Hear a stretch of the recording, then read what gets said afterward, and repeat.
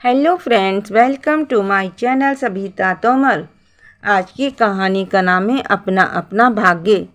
बहुत समय पहले किसी नगर में एक राजा राज करता था। वे बहुत वीर पराक्रमी और साहसी था।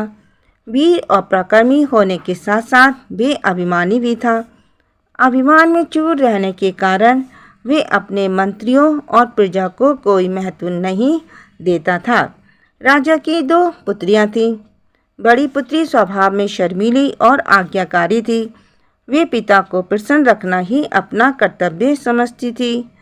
छोटी पुत्री का स्वभाव इससे ठीक विपरीत था। वे केवल सही बात का ही समर्थन किया करती थी और गलत बात का विरोध। वे अपने पिता की हाँ में हाँ नहीं मिलाया करती थी। राजा दोनों पुत्रियों से बहुत प्यार करता था। एक दिन प्रातःकाल राजा अपने महल के बगीचे में टहल रहा था। उसकी दोनों पुत्रियां भी साथ ही बाग में टहल रही थीं। राजा ने दोनों पुत्रियों को अपने पास बुलाया और अपनी बड़ी पुत्री से अचानक पूछा, तुम किसके भाग्य का खाती हो?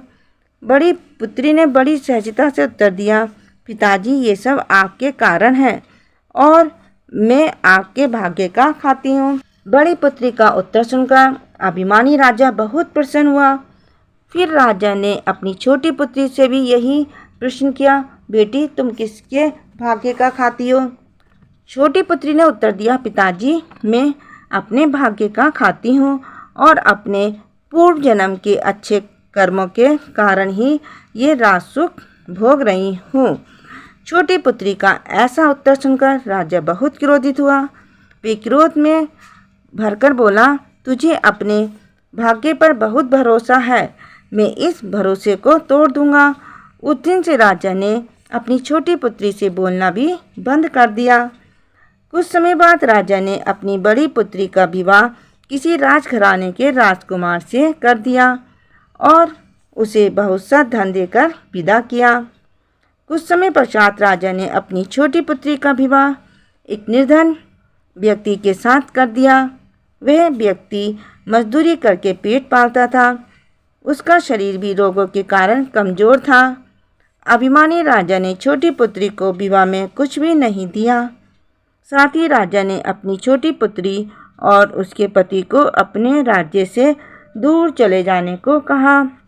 राजा की छोटी पुत्री अपने पिता के राज्य से बाहर जाकर एक छोटे से नगर में रहने लगी। वे भीख मांगकर अपने परिवार का पालन पोषण करती थी, साथ ही अपने पति की सेवा करती थी। एक दिन वे भिक्षा मांगते हुए नगर सेठ द्वार पर पहुंची। उसने वहां भिक्षा मांगी तो नगर सेठ स्वयं भिक्षा देने के लिए द्वार पर आया। नगर सेठ ने उसे तुरंत पहचान लिया क्योंकि सेठ एक बार महल में किसी आवश्यक कार्य से गया था और राजकुमारी को महल में देखा था। नगर सेठ ने राजा की छोटी पुत्री से भीख मांगने का कारण पूछा तो उसने सब कुछ सच सच बता दिया। नगर सेठ की कोई संतान नहीं थी। उसने राजकुमारी को अपनी धर्मपुत्री मानकर उसे और उसके पति को ही अपने पास रख लिया। सेठ ने राजकुमारी के पति का इलाज अच्छे चिकित्सक से करवाया तो वे कुछ ही दिनों में स्वस्थ हो गया। राजकुमारी का पति अब सेठ के व्यापार में उसका हाथ बटाने लगा। सेठ का व्यापार निरंतर उन्नति करने लगा। समय व्यतीत होने के साथ ही सेठ वृद्ध हो गया। सेठ ने अपना सब कुछ अपनी धर्मपुत्री और उसके पति को सौंप दिया और स्वयं सांसारिक बंधनों से मुक्त होकर ईश्वर में अपना ध्यान लगाने लगा था। अब राजकुमारी और उसके पति का जीवन पूर्णतः सुख में हो गया था। राजकुमारी का पति व्यापार में उन्नति के साथ साथ दान पुण्य के कार्य भी करने लगा। वे असहाय और निर्धन व्यक्तियों को भोजन, वस्त्र एवं अन्य आवश्यक वस्तुएं दान करता था। शीघ्र ही राजकुमारी और उसके पति की ख्याति दूर दूर तक फैल गई। दूसरी ओर राजकुमारी के पिता के व्यवहार में कोई परिवर्तन नहीं आया था। उसके शत्रु अधिक बलशाली हो गए। उन्होंने राजा को धोखा देकर राजगद्दी से हटा दिया और समस्त राज्य पर अधिकार कर लिया। ऐसे समय में किसी ने भी राजा का साथ नहीं दिया। अब राजा भीख मांगकर अपना जीवन यापन करने लगा। एक दिन भीख मांगते हुए राजा उस नगर में पहुंच गया जहां उसकी छोटी पुत्री रहती थी। एक दिन छोटी राजकुमारी निर्धनों को दान दे रही थी। तभी राजा भी भिक्षा के लिए उसके द्वार पर जा पहुंचा। राजकुमारी ने अपने पिता को पहचान लिया। राजकुमारी अपने पिता की ये दशा देखकर बहुत दुखी हुई।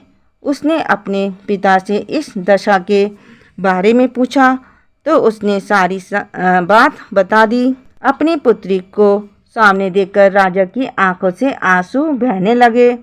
राजा ने रोते हुए अपनी पुत्री से कहा, बेटी, मेरी ये दशा मेरे अभिमान के कारण हुई है। अभिमान बस जो व्यक्ति दूसरों को कष्ट देता है उसे सदैव स्वयं ही कष्ट उठाने पड़ते हैं। मनुष्य को दूसरे की भलाई की भी बात सोचनी चाहिए। साथ ही केवल भाग्य को ही श्रेष्ठ न मानकर कर्म भी करना चाहिए। प्लीज़ मेरी कहानी को लाइक कीजिए, शेयर कीजिए, सब्सक्राइब कीजिए, कमेंट कीजिए। Thank you.